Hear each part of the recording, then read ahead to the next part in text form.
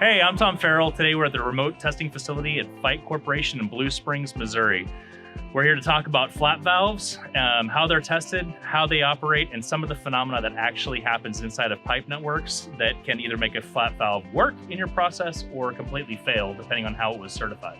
So valves that were certified over the years, either to a prior version of the standard or that were grandfathered in because they were being used as explosion isolation flat valves before a standard existed, may not work in the intended application because they were never subjected to the same pressure loading that would have occurred if it had been tested with a protected zone pipeline. When a protected zone pipeline is added on the protected side of the valve, a couple things happen.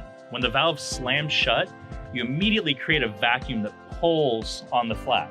So while you have pressure pushing on the positive side in the unprotected zone, you now also have a vacuum pulling, and that causes additional stress against that flap. Immediately after that, however, that pressure begins to oscillate in the protected zone. So while it was pulling initially, it comes back and starts pushing back against the flap, which causes it to reopen, letting a gap occur where flame can get through. That is the primary way in which most flap valves fail. It's not a huge structural failure. Components aren't ejected. It's subtle.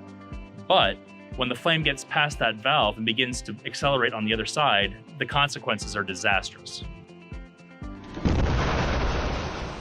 So what can you do if you have a flat valve installed in your process and you're concerned about its ability to live up to its ratings on its ATEX certificate? Of course, you can always contact the manufacturer and ask them how the valve was tested. Ask them if it was tested with a protected zone pipeline. You're always free to contact Fike. We can help you understand your process better and help assess whether or not your process might be at risk.